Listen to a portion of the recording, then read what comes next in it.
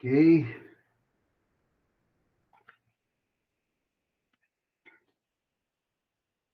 Então, boa noite, né, pessoal? Tá todo mundo aí? O grupo de hoje que vai falar é o grupo do Cleiton Araújo, do Gabriel Eliseu, da Evelyn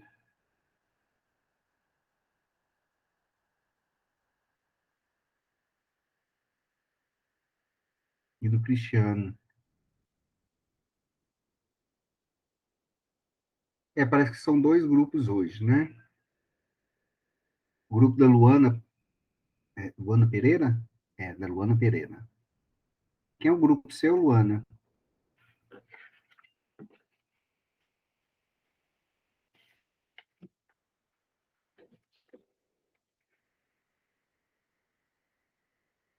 O seu é quem, Luana?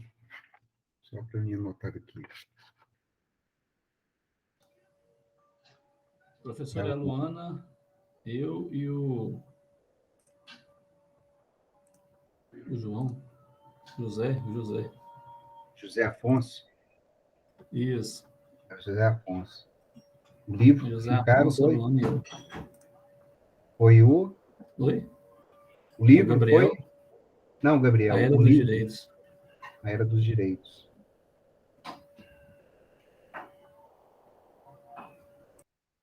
Eu li o trabalho que você mandou. Cadê o Zé Afonso? Tá aí? Chegou? Ah, tá aqui. Uai, tá faltando no grupo seu, Cleiton, tá faltando a Juliana? Não é a Evelyn, não? Aham. A Era dos Direitos, quer apresentar agora já? Já querem começar? Enquanto a Juliana chega, já que os três estão aí? Por mim pode ser, tem que ver com o resto dos meninos aí, professor. Pode ser, professor. Então, nós vamos começar É rápido aqui, Luana. Vamos começar, então, pelo grupo do Gabriel, a Era dos Direitos, ok? A Luana também, né? Eu estou confundindo aqui. Então, Luana, começa vocês três primeiro, rapidinho, né? E aí depois a gente vai pro grupo aí do Cleiton, ok? É o seguinte, vocês têm até 20 minutos para trabalhar isso daí, né? A exposição do livro, do resumo. Ficou muito bom, já li. E fiquem à vontade, ok? Se com 20 minutos vocês não estiverem terminando, porque a gente tem um tempo aqui, aí com 18 eu aviso vocês, tá ok? 18, 17 eu aviso vocês. E aí eu vou fechar a câmera e vocês podem ficar à vontade, se quiser abrir a câmera. Fiquem à vontade, do jeito que vocês acharem melhor. Aí, ó, fica muito mais... Aí, a Luana abriu, ficou tinina, viu, Luana? Ok. Então, vou fechar aqui a câmera, ok? E aí, fiquem à vontade. Quem quer começar? Eu vou começar, professor. Pode, Luana, pode falar. Ok, boa noite, professor, boa noite, caros colegas. Hoje a gente vai falar um pouco do livro A Era dos Direitos, né, do autor Norberto Bobbio. O mesmo é um autor muito... Oi? Não. Perdão. O autor é o Norberto Bobbio, né, um autor bem conhecido e reconhecido. Esse livro ele tem 4 partes. A primeira parte é sobre os fundamentos do direito do homem, que eu vou falar um pouco para vocês. O que acontece? Para Bobbio, os direitos humanos são direitos, são coisas boas, né, direitos desejados que merecem ser protegidos e perseguidos. Ele entende que, mesmo sendo direitos fundamentais, esses direitos, ao seu ver, esses direitos são dados pelos fatos históricos, né? Ou seja, direitos históricos que se dão pelos acontecimentos e fatos históricos. Entrando em debate, então, sobre o direito absoluto, né? O Bob não acredita que os direitos sejam absolutos. Para ele, nem todo mundo vai concordar com as normas, né? Tem a questão do direito absoluto da norma sobre o direito à vida, né? Pode ser que alguma que todo mundo concorde, ou pode ser que não. E também sobre a questão da análise da nomenclatura, que até hoje são diversas, né? Direitos humanos, direitos fundamentais, direitos do homem, direitos da pessoa, dificultando, então, a definição a quem se destina, a sua matéria, né? Qual o objetivo e seu instrumento. Para ele, as normas se modificam, né? Ela tem essa relatividade de se adequar às necessidades de novos interesses, e de novos interesses, né? O mesmo finaliza dizendo que, para ele, o problema não é justificar os direitos, e sim protegê-los, para que haja uma democracia, onde ele cita na página primeira que sem direitos do homem reconhecidos e protegidos não há uma democracia. Sem democracia não existem as condições mínimas para a solução pacífica dos conflitos. Vou passar agora para a segunda parte, que fala do presente e futuro dos direitos dos homens, né? Na conclusão de Bobbio, que do pensar nos direitos do homem em relação à filosofia da história, a que ele se debate as discussões e polêmica acerca desses direitos no âmbito internacional. Ou seja, podem ser vistos como um indicador de progresso moral e da humanidade, né? É citado também calma. É citado também o avanço que tem dado esse direito, né? Os progressos significativos em que geram esperança, como a abolição da escravatura, da pena de morte e da tortura, né? Ele cita também a reviravolta acontecida de uns tempos para cá. Em se tratando de direitos e deveres, ocorreu devido às ideias justnaturalista em sua concepção do individualismo, que o individual, né, o individualismo é a base filosófica da democracia e outros progressos significativos. A terceira parte fala sobre direitos dos homens e sociedade. O direito do homem, assim como o fenômeno jurídico, são consequências de um fenômeno social. Assim, após a Segunda Guerra Mundial, há muitas aplicações e universalização desses ocorrendo de três modos, segundo o autor. De três modos, perdão. Porque o aumentou os bens considerados merecedoras da tutela, onde ele explica que esse direito, esse primeiro modo, né, dos direitos da liberdade, são direitos negativos, para os direitos sociais e políticos, direitos positivos. A segunda é porque foi estendida a titularidade de alguns direitos típicos e sujeitos diversos do homem. Bem, com relação a esse segundo pensamento, a passagem do homem com relação a dos direitos do individual humano para o grupo específico e sujeitos diferentes do indivíduo único. Ou seja, toda a humanidade em que seu conjunto e até mesmo para sujeitos diferentes do homem como os animais. Tem a terceira parte também, que fala sobre o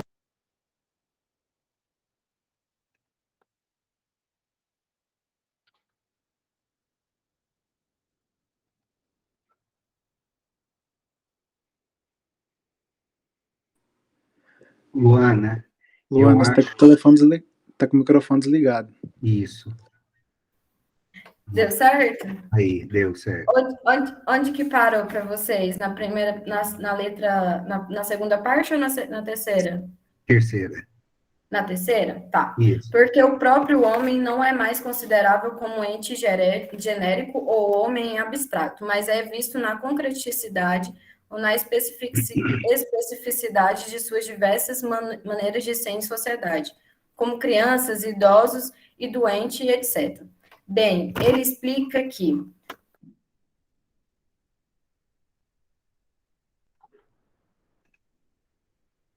Luana, eu acho que seu áudio foi desativado novamente.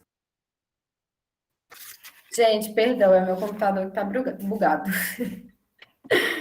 O terceiro processo é a passagem do homem genérico para o homem específico, isto é, É assim mesmo, acontece. tomando por base as diferenças e especificidades que cada homem possui entre si.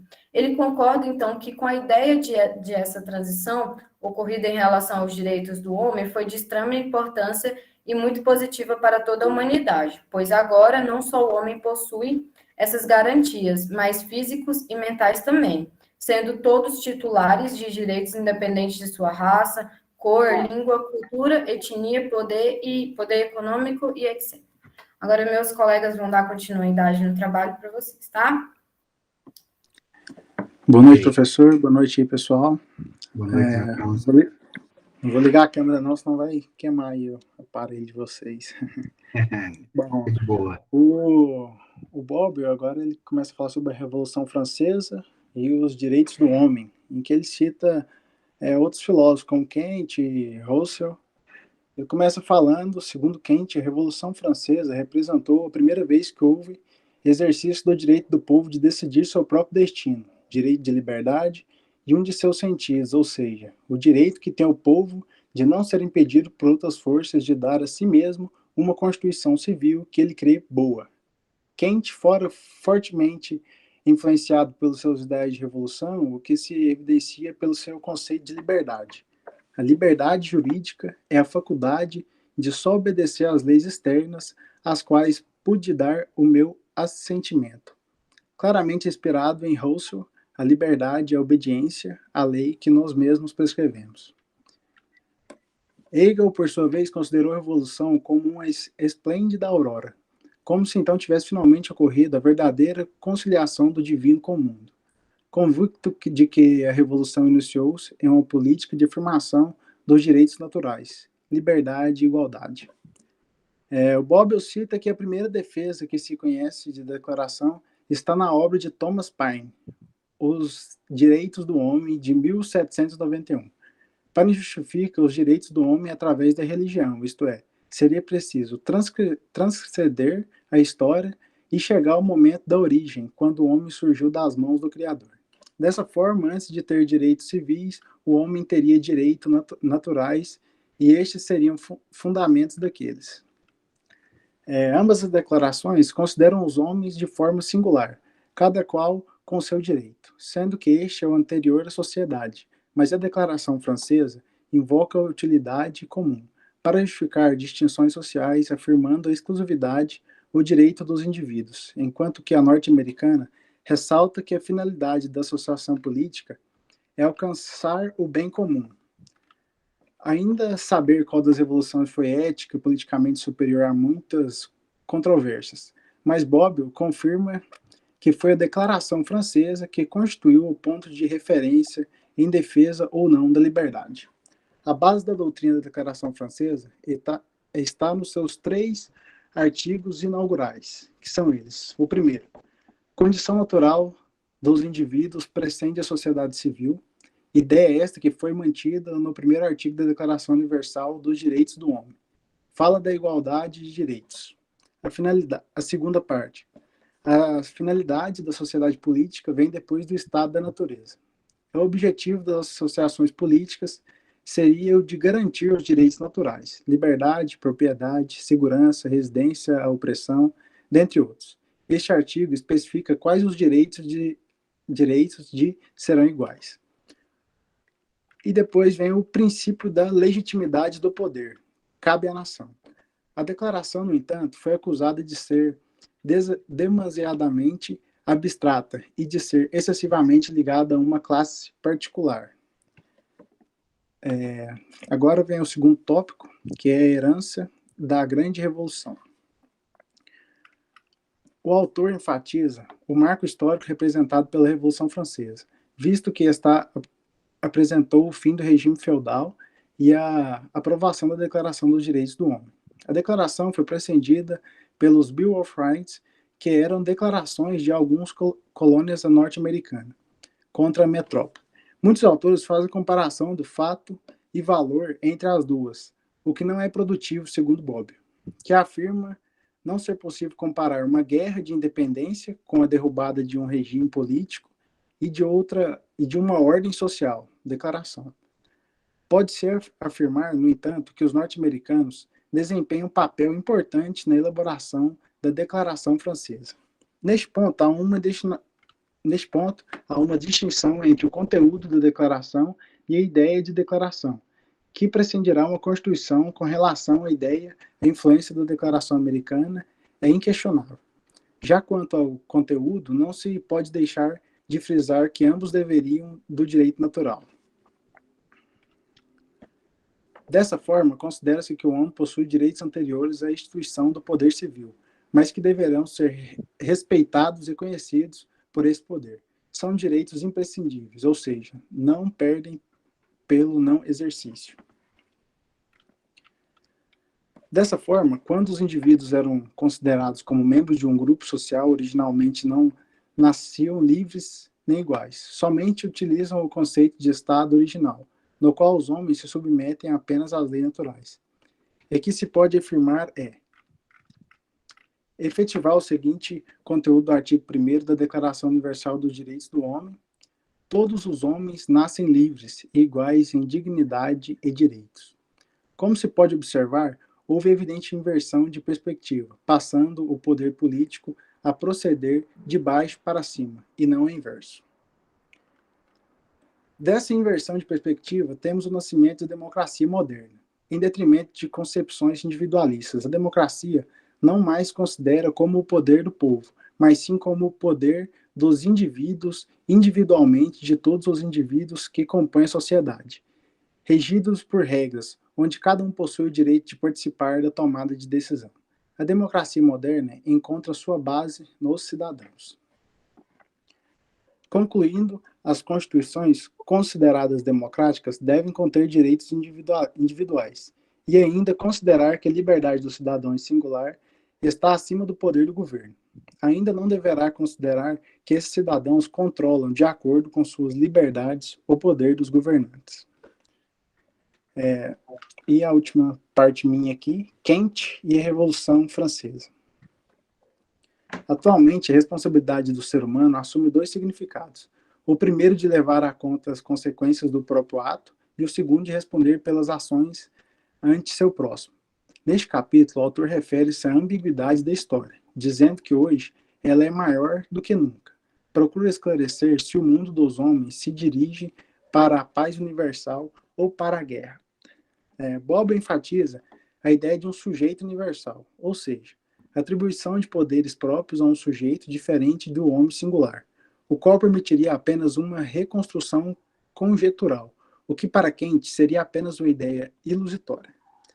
Kant difere a reconstrução conjetural,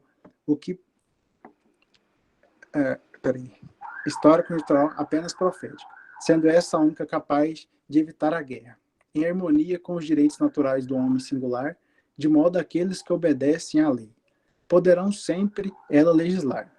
Ressalta ainda que se faz necessário uma autodisciplina do conflito para se alcançar a constituição de um ordenamento civil universal, ou seja, um cosmopolis, em que cada homem é cidadão do mundo e não somente um estado particular.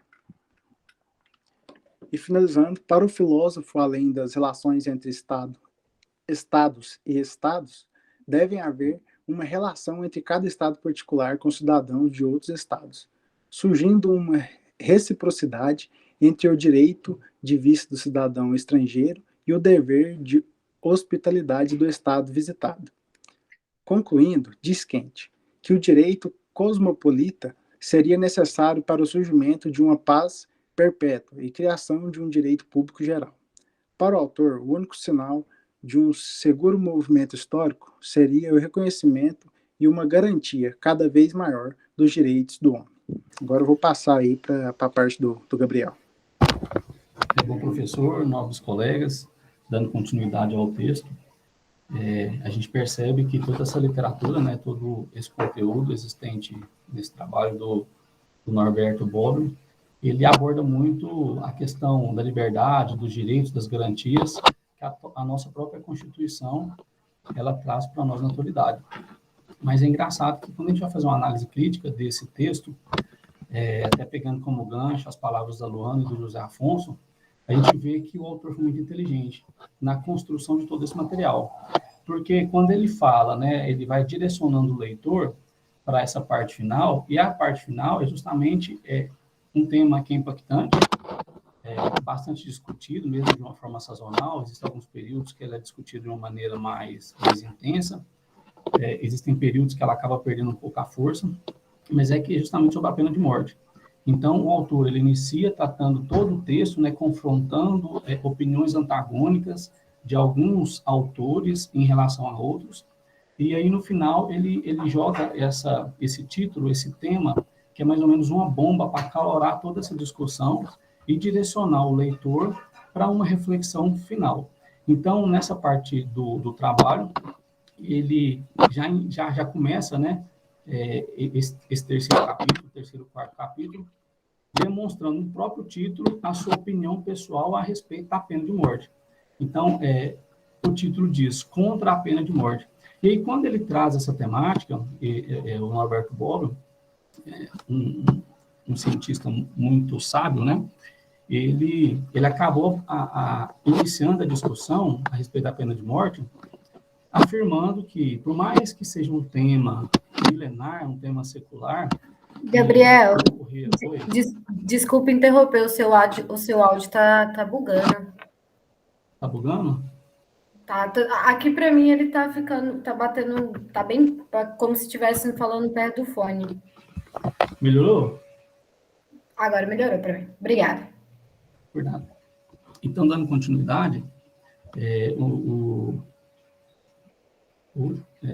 tá.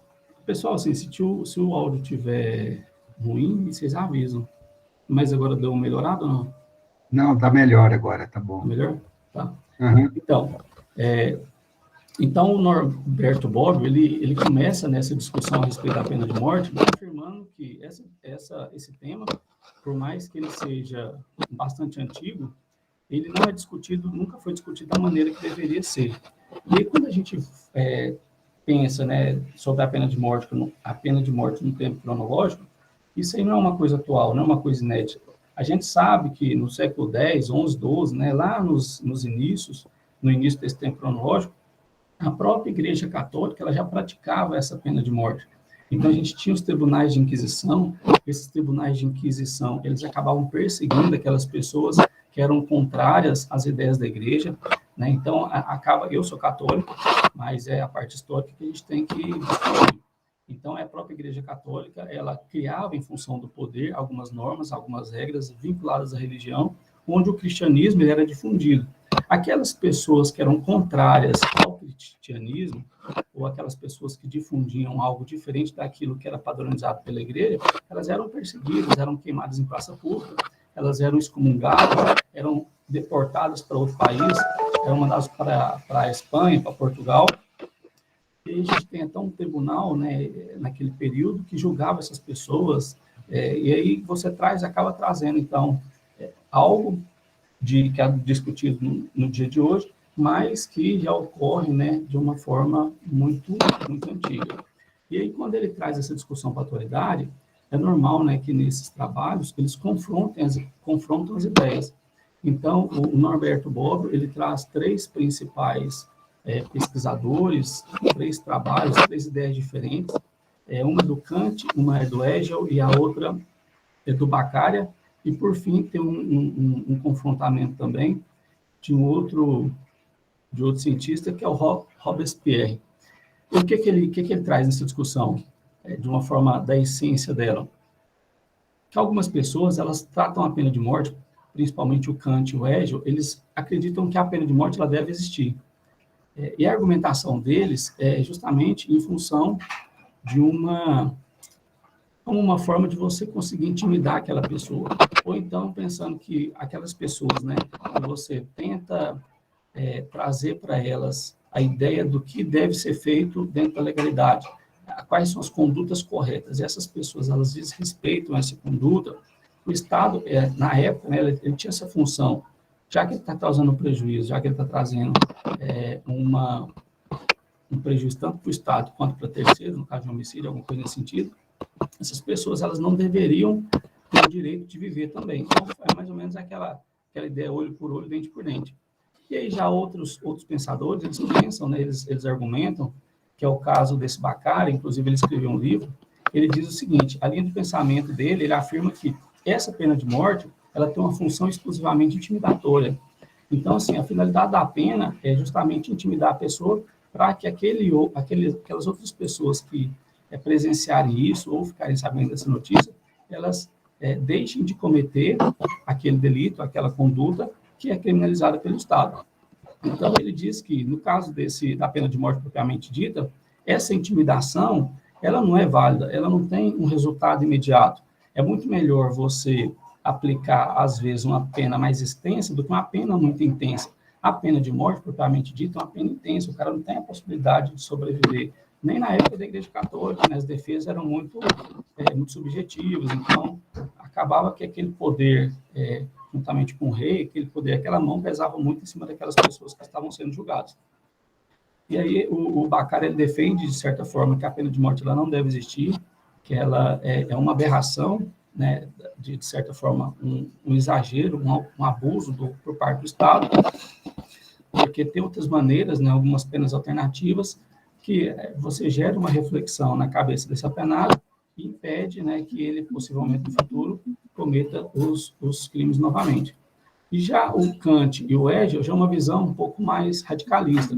Eles dizem o seguinte, eles partem de uma concepção retributiva da pena, e aí, nesse caso dessa concepção retributiva da pena, esses dois pensadores, eles acreditam que você tem que executar essa apenação de uma forma, de uma igualdade corretiva, né? É um tempo um tempo antigo, nos casos dos nossos avós, que o cara bateu em alguém, você vai lá dar um murro nele, né? O cara tirou a vida de alguém, necessariamente ele não tem direito de viver também. E aí, no final, o autor, por mais que ele traz toda essa discussão, ele acaba demonstrando a sua opinião, ele acaba demonstrando o seu ponto de vista, que é justamente aquele ponto de vista que vai de encontro com o que foi abordado tanto pelo Baccarat quanto pelo Robespierre. O Robespierre já é um pouco mais vinculado também nessa linha mais liberal, e aí ele afirma, né, que não se afasta muito da verdade se disser que o mais célere, inteligente continuador, no caso é o Baccarat, desgraçadamente, ele apoia a ausência dessa pena de morte, né? E aí, por fim, ele diz, né, ou seja, lembrando o período do Iluminismo, foi um período onde essas ideias elas começaram a surgir, a gente tinha um poder, né, imponente muito grande dos reis, e aí acabou com a burguesia se mobilizou e acabou demonstrando algumas ideias diferentes daquelas ideias que estavam sendo abordadas, e esse movimento ele foi ganhando força. O Iluminismo nada mais é do que isso, né? Ilude luz. Então, é a racionalidade, é o conhecimento prevalecendo sobre a obscuridade, que é aquela imposição das ideias como eram feitas principalmente pelos reis. Então, esse movimento iluminismo ele foi um movimento que iniciou, foi como se fosse uma fagulha, né, para você acender toda essa fogueira hoje que a gente tem das liberdades, dos direitos, das garantias, em função do trabalho dessa minoria, que foi uma minoria que estudava, que tinha um acesso ao conhecimento, que às vezes mandava o filho para fora do país, para fora da Europa, para Londres, né, assim por diante.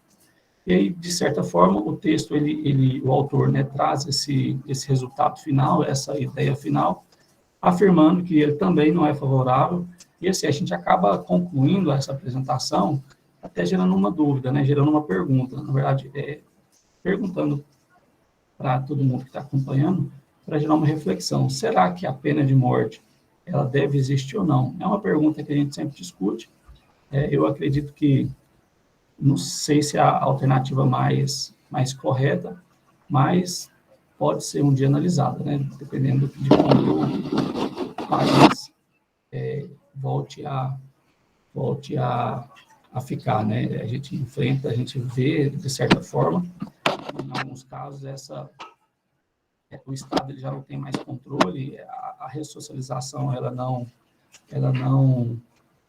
é mais efetiva, né? Então, tem um problema de educação, a gente sabe que isso é recorrente, o investimento, às vezes, ocorreu no passado de uma forma muito desordenada, e aí você acabou perdendo muito recurso, mas hoje acaba que, quando a gente vai colocar na balança, o Estado, ele se torna vítima disso, né? Então, assim, eu também acredito que, em alguns casos, a pena de morte, ela resolveria a situação, porque aquelas pessoas são condenadas a mais de 100 anos de prisão, são reincidentes no mesmo crime, em crimes diversos, né, que causam bem prejuízo social e ao Estado, como a terceiros, ele pode ter uma oportunidade, mas existem pessoas que têm oportunidade e elas não mudam de ideia, não mudam de comportamento, não mudam a sua conduta, se tornam reincidentes, e tudo isso aí gera um gasto para o Estado. Então, nesses casos, eu particularmente acredito que seria uma alternativa tentar reduzir isso, mas é claro, né, teria que ser uma ação conjunta, né, um investimento maior na educação, começar a cobrar um pouco mais, né, dos pais, obviamente, de fazer com que essas crianças, de fato, elas estudem, né, mas de uma forma assim, mais direcionada, mais racionalizada. Então é isso, professor. Essa é a nossa apresentação que a gente tinha que falar. Eu acho que o tempo está vencendo. Se eu não me engano, foram 2 ou 3 minutos. Ok. Muito bom. Muito bom o trabalho de vocês apresentado, né? Fecha aí, o Gabriel, por favor, o seu som aí. Parabéns para todos vocês, eu li o trabalho, vocês pesquisaram, fizeram uma ampla discussão aí com diversos autores, né? O livro possibilita isso, Bobbio sabe muito bem fazer isso, e vocês trabalharam muito bem isso, muito bem mesmo. Estão levantando algumas questões aí relevantes, que a gente poderia até fazer um debate em uma outra oportunidade, né? Então, essa questão aí da pena de morte, né? Estava ali olhando agora na página da Globo, um rapaz que foi preso com 18 anos, foi condenado à morte, aí a prisão foi revogada para prisão perpétua, e aí ele pôde sair agora com 50 anos depois. E ele é inocente. Então, mas é um debate muito interessante, se aplicado a isso que vocês estão falando. É pena que o tempo nosso não dá para isso, mas a gente, quem sabe, uma hora dessa, a gente faz uma discussão. Parabéns ao grupo, todos vocês, ok? Para o tempo tá meio corrido, então, agora nós vamos ter a apresentação, então, do Cristiano, do Cleiton, da Juliana e do Gabriel Eliseu, ok? Pode ficar à vontade, eu estou com a câmera... Professor, eu acabei de apresentar, hein? Não vou apresentar. Ah, é mesmo,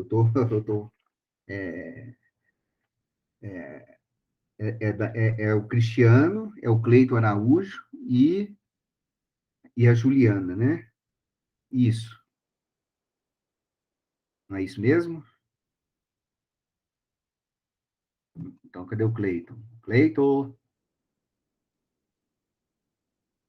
Isso. Pode ficar à vontade. Cleiton, Juliana e Cleiton Araújo. Quem vai começar?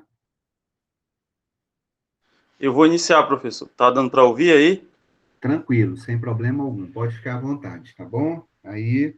Tá ok. Vocês têm 20 minutos, até 25 minutos, porque 10:05 o Meet fecha. Então, pode ficar à vontade, tá ok? Tá ok, tá ok. Pode ficar à vontade. Boa noite, pessoal. Boa noite, professor.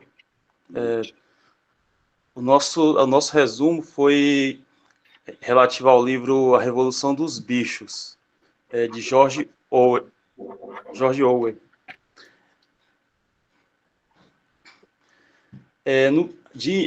Primeiramente, eu vou falar sobre um pouco relativo ao resumo do livro e depois um pouco da interpretação do livro. O livro trata de uma espécie de fábula futurística, né? Uma fábula utópica. Ele se passa em uma granja chamada Granja do Solar, no qual tem um fazendeiro chamado Sr. Jones. E lá tem vários animais que vivem naquela fazenda. E lá também tem um porco conhecido como Velho Major, um porco que é um porco bem antigo, que mora na fazenda, e esse porco é bem respeitado naquela fazenda.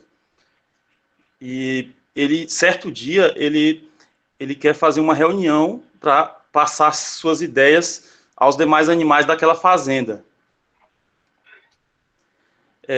Logo que ocorre essa reunião, ele passa para os animais uma ideia de revolução. O velho major, ele tem a ideia de ter uma revolução naquela fazenda. E no pensamento do velho major, o porco, os animais estariam sendo escravizados, e o ser humano ele não produzia nada, não criava nada e escravizava os animais. Então, os animais que deveriam gerir aquela fazenda, os humanos deveriam ser expulsos daquela fazenda. Então, essa era a ideia do major. Só que ocorre que o major, após alguns dias, faleceu. O que acontece? Após o falecimento do velho porco, o major, os outros porcos, que eram tidos como animais inteligentes também, pegaram as ideias do major. Coube a eles difundir as ideias do major. Então, a partir dali, silenciosamente, começou uma revolução entre os animais ali, aos poucos. Só que, logo depois, o estopim mesmo da revolução ali na fazenda, ocorreu certo dia que os animais ficaram sem alimento, uma vaca foi castigada pelo fazendeiro, então aquilo ali causou muita revolta dos animais. Então, esse foi o estopim, e ali os animais atacaram o fazendeiro, o senhor Jones, seus empregados, e tomaram aquela fazenda. E a partir daquele momento, os animais passaram a gerir aquela fazenda. E a partir dali, tudo seria feito por eles. Pegar feno, as tarefas de uma fazenda. Tudo seria feito pelos animais e tudo seria em prol deles mesmos. E eles não seriam mais escravizados pelo homem, certo?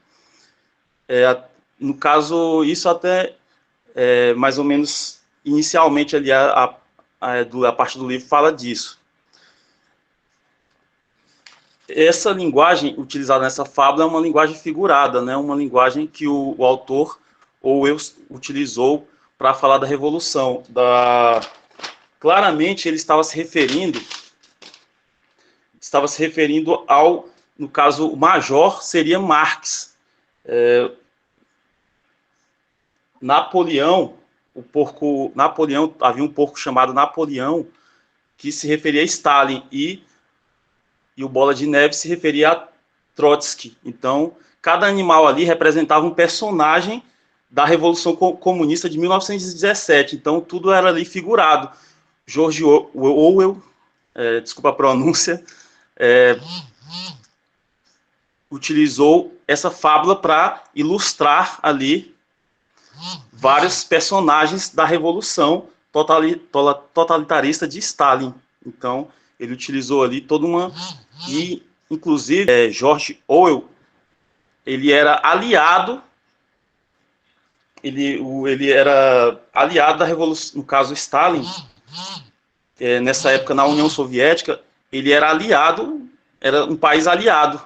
George Orwell era inglês, e ele escreveu esse livro criticando o socialismo, sendo que ele era socialista. Mas ele fez essa crítica à maneira que ali ocorria o socialismo, que ali ocorria aquela ditadura de Stalin, que após tomar o poder, ele passou também a oprimir, né? Então, inicialmente, ele passava uma ideia de que seria benéfico para todos, mas a partir do momento que ele assumiu o poder, ele passou a ser ditador, né? Então, foi ali fazendo ali semelhante à fábula, era isso que a fábula falava ali. Inicialmente, os animais, eles achavam que seria tudo ótimo, né, quando eles tomassem a fazenda, mas logo, posteriormente, eles passaram a ser escravizados pelos seus próprios colegas, os porcos, no caso. Então, fazia toda essa relação, tem toda essa relação do livro com essa teoria.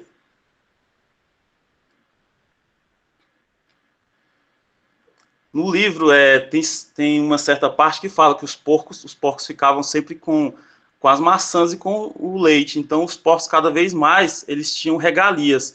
Os porcos da fazenda, que eram ali considerados os mais inteligentes, né, no livro, segundo o próprio livro fala, era ali o Garganta, o nome dos porcos, que foram sucessores do velho Major, que era representando Marx. Era o Garganta, o Bola de Neve e o Napoleão. E os porcos, após assumirem o controle ali de todos, eles passaram a também ter regalias e passaram cada vez mais a oprimir os animais, porque somente eles tinham inteligência e os outros animais tinham força física, mas não tinham inteligência. Então, era isso que o autor também quis mostrar, que a força física não vale nada sem o pensamento crítico. Então, os animais ali não tinham pensamento crítico, não tinham, segundo o livro. Então, isso também isso representava o que ocorreu na Revolução, né? Em dado momento do livro também, quando os animais pensavam de alguma forma em vamos dizer assim, em retrucar, ou vamos dizer assim, que estavam insatisfeitos com aquele tratamento, os porcos que estavam ali comandando, no caso, principalmente o porco Garganta, ele falava: vocês querem que o fazendeiro antigo, o senhor Jones, volte? Então sempre havia uma ameaça ali, vocês querem que a situação anterior volte? Então sempre o porco Garganta ameaçava os animais. Isso aí representava o medo que as pessoas têm. Às vezes você está num regime, vamos dizer assim, tem um regime, uma situação ruim, por exemplo, citando esse caso da Revolução, mas as pessoas têm medo de algo pior, às vezes ali, talvez de voltar a uma situação anterior que talvez fosse pior ainda. Então, sempre tem esse jogo psicológico aí.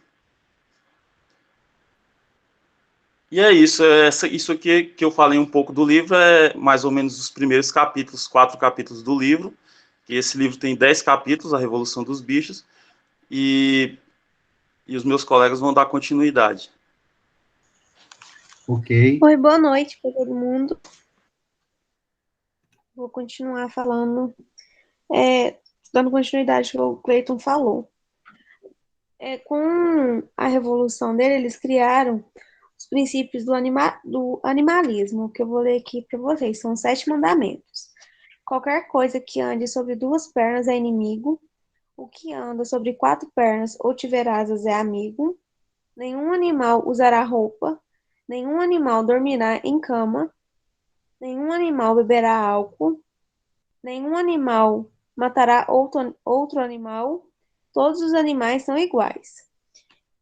E com o passar dos dias, os animais eles foram conseguindo fazer todos os afazeres da fazenda bem antes do prazo, quando eles faziam com o fazendeiro Jones.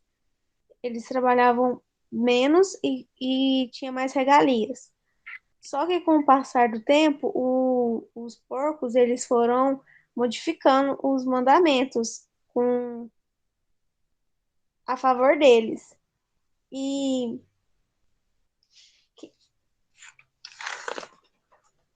o livro ele aborda vários temas, como as fraquezas humanas, que foi o caso dos bichos conseguirem ganhar a batalha, o poder, a revolução, o totalitarismo, a manipulação e a política. E essa obra ela é relacionada com a sociedade contemporânea, onde os animais criaram o animalismo e estabeleceram regras, mas que com o passar do tempo essas regras foram todas modificadas. Professor, acho que é isso. Vou dar a palavra para o Cristiano. Ok. Bom, eu vou seguir aqui. Vocês estão me ouvindo, gente? O áudio Estamos tranquilo? sim. Tranquilo. Tá. Então, eu vou seguir aqui, finalizando o livro. Eu, particularmente, gostei demais desse livro. À medida que você vai lendo ele, você vai percebendo quão contemporâneo ele é. E, dando sequência a essa questão dos mandamentos, com o tempo, os porcos foram quebrando os mandamentos ao seu favor. Em determinado momento, eles chegaram a matar alguns animais para castigar eles e dar exemplo aos demais. E eles faziam pequenas alterações nos mandamentos que eles criaram. Eles não mudavam, eles apenas faziam pequenos apêndices. Esse é um dos mandamentos que falava que nenhum animal matará outro animal. na frente ele colocava um complementozinho, sem motivo. E o porco Napoleão, que tomou, né, o poder, ele justificou, olha, eu matei porque eu tinha motivo, eles aprontaram alguma coisa, entendeu? Eles me traíram e eu, né, matei eles com motivo, eu tinha motivo para matar. E assim eles vinham alterando todos os mandamentos.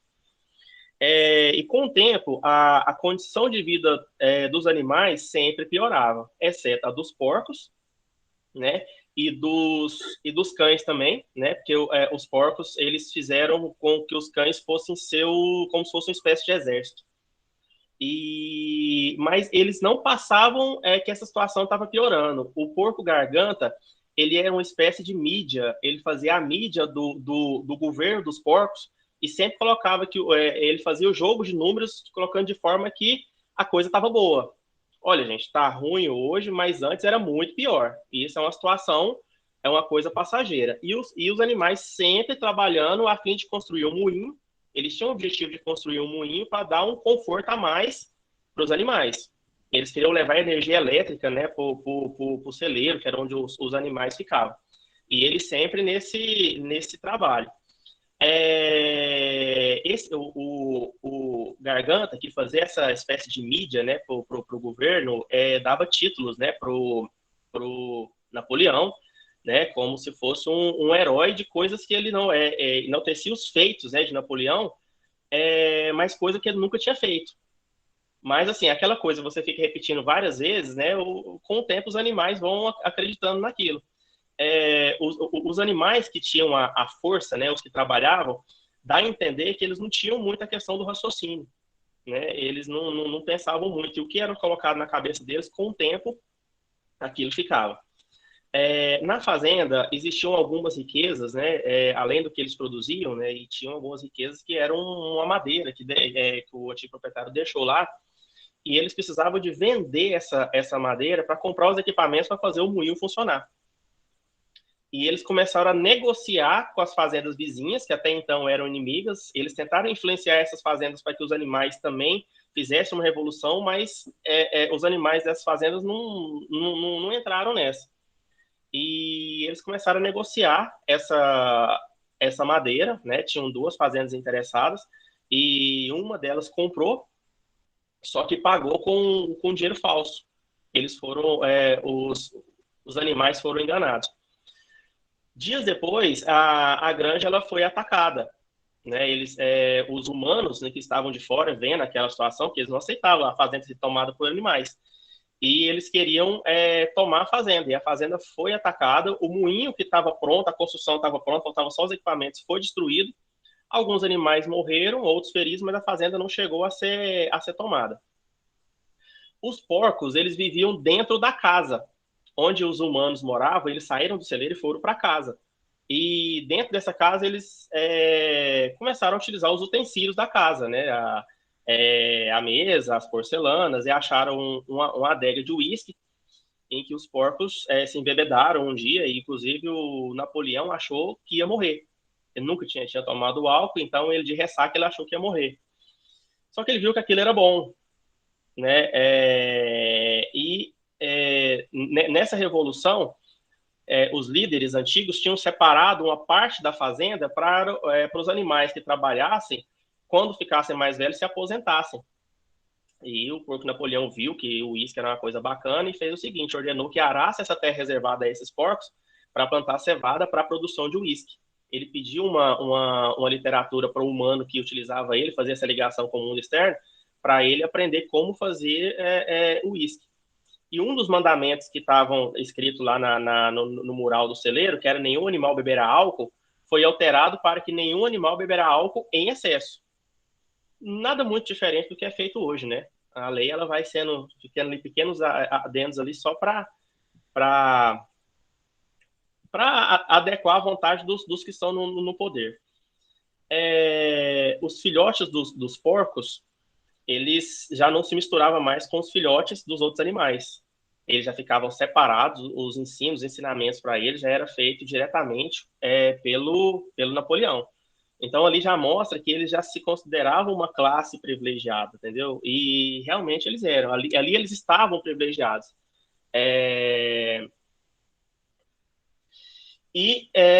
Com isso, a fazenda sempre prosperando, né? Com a fome, né, dos animais, mas eles trabalhavam muito.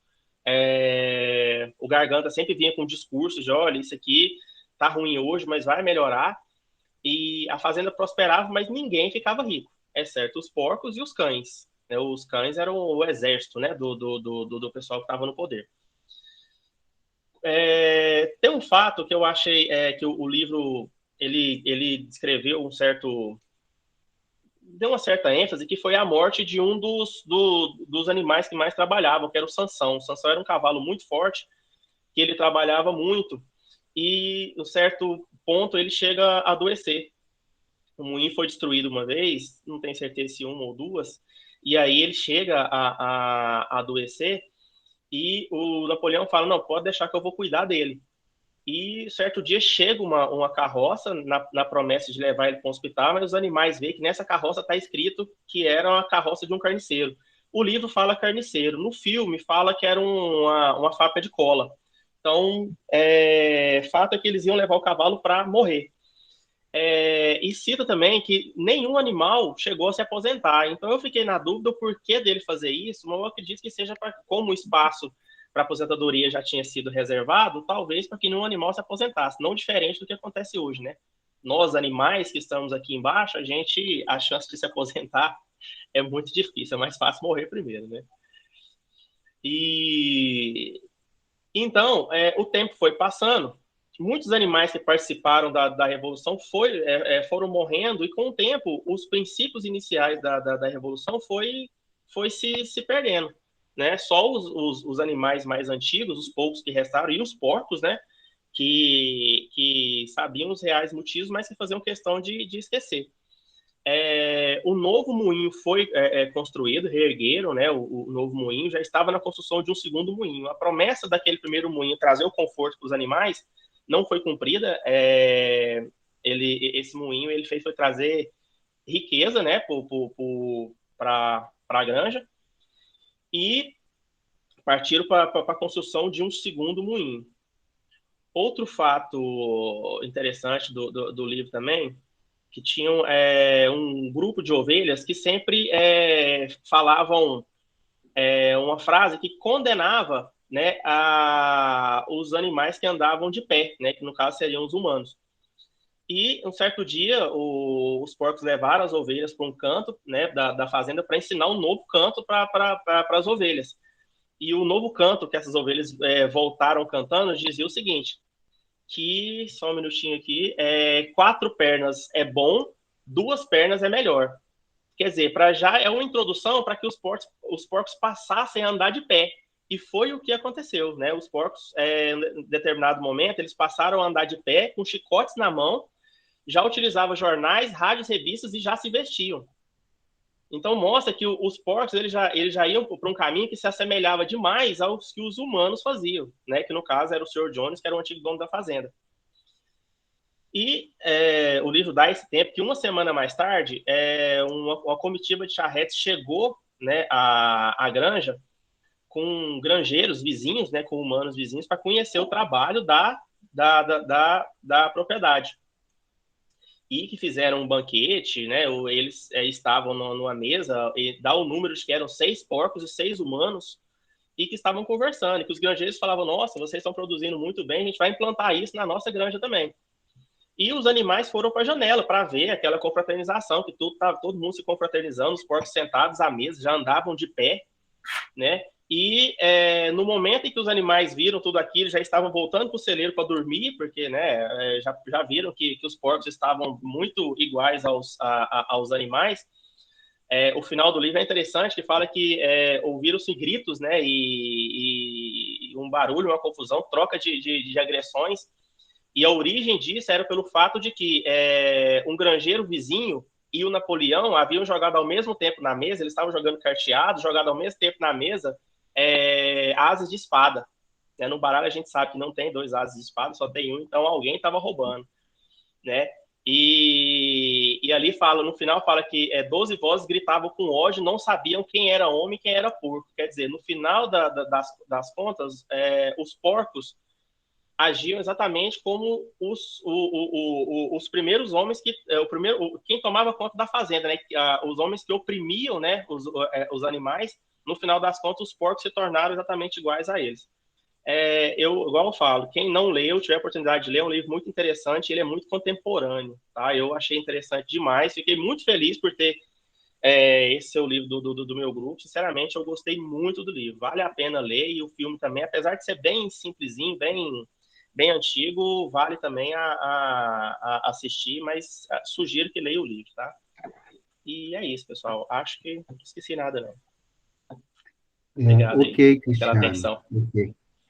É verdade, realmente é um livro que foi escrito logo após na Segunda Guerra Mundial, e ele continua sendo um livro bem atual, porque ele faz a crítica, né, ao comunismo e faz essa relação aí ao capitalismo também, né? É o comunismo e capitalismo. Então, é bem interessante, vale a pena mesmo ler. E, bem, então, de parabéns, né? O objetivo é esse mesmo, fazer a leitura.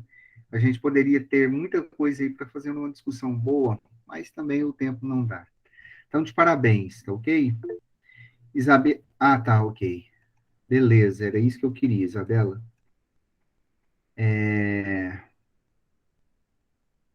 Ótimo.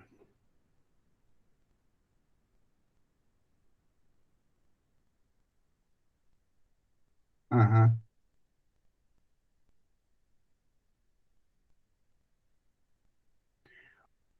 Então tá. Então, gente, estão de parabéns os dois grupos que apresentaram aqui, na verdade, todo mundo, né? Está de parabéns aqui. É uma pena que não dá o tempo para a gente pegar e ficar fazendo uma discussão, mas vai ter oportunidade para isso, ok? Eu anotei o nome de todos vocês aqui e já coloquei lá na presença. Tem só 2 minutos aqui, porque vai fechar o Google Meet, né? Então, agradeço a participação de todos vocês, ok? Isabela, eu vou passar para você lá no seu WhatsApp o trabalho para você fazer e entregar para mim, ok? Tá bom?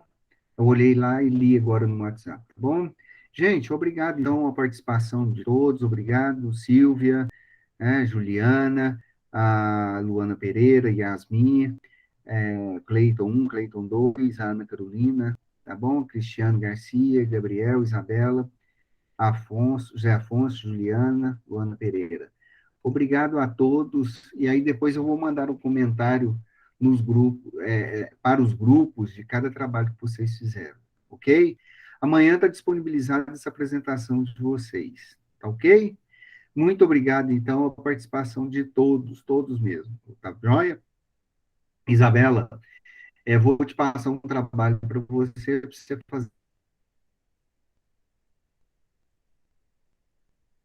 fazer para mim, do mesmo jeito,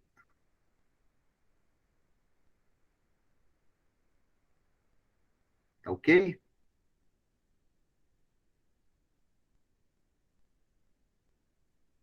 Tá